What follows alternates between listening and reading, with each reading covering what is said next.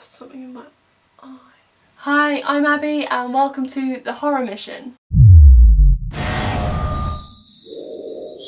The skeletons. I hope I'm in focus. If I'm not, I'm sorry. Just close your eyes and enjoy the audio.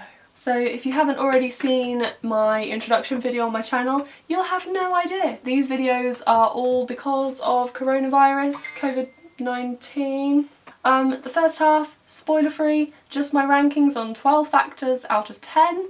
And then the second half is spoilers and my opinions and stuff. In this video I'm going to be reviewing 13 Sins. This film I gave a overall score of 6 out of 10. For scary I gave it a 4 out of 10, but stay with me. Cringy, I gave it a 0. I didn't find this film cringy at all. Believability, I gave it a 6. Stress level, I gave it an 8 out of 10. I did find it quite stressful. Gory, a 6 out of 10. Satisfaction, so if you haven't seen one of my videos, not how satisfied I was with the film, but how satisfied I felt at the end of the film, I gave that a 4. But you'll completely see why if you watch it. Acting, I gave an 8. Soundtrack, I gave it a 6. I always say that the sign of a good soundtrack is if you don't even remember the soundtrack at the end of the film. That is a good soundtrack if you don't notice the soundtrack. Cinematography, I gave a 5 out of 10. Casting, an 8. Jump scare factor, 0. There were no jump scares in this film, in my opinion. Tension factor, a 5. There were some really tense bits, but not. Were there any sexy scenes? No. You can watch this film with your parents. Actually, hang on.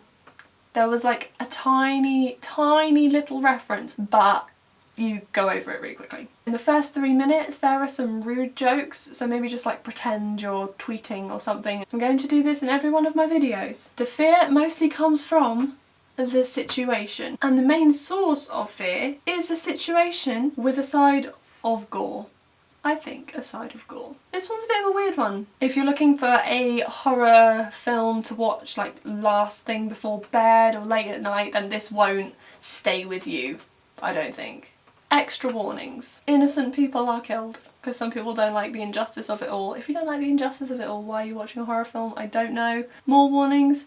Racist language and religious desecration. But it's not discriminative against religion, it's just what happens. So now we head into the spoiler zone. So if you haven't seen the film yet, pause this video, go watch the film, or just stop the video here if you've had enough. They're not super spoilers, they poke the top of the spoiler rather than unveil the whole spoiler.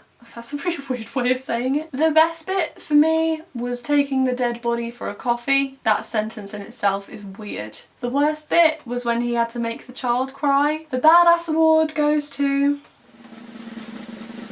when he escaped the police station. That was pretty cool. But also the dude in the first 3 minutes. So in every video I talk about which part of the film I think went too far, but to be honest I couldn't really pinpoint a moment. So if you've suspended your disbelief enough to get through the whole first bit of the film, then you can get through all of it really. Any other business. So I enjoyed this film more than I thought I would. It might just be my taste, but I would have liked to see a bit more blood and a bit more gore and death and murder and stuff, but it literally works fine as it is. Like, subscribe, and thanks for watching.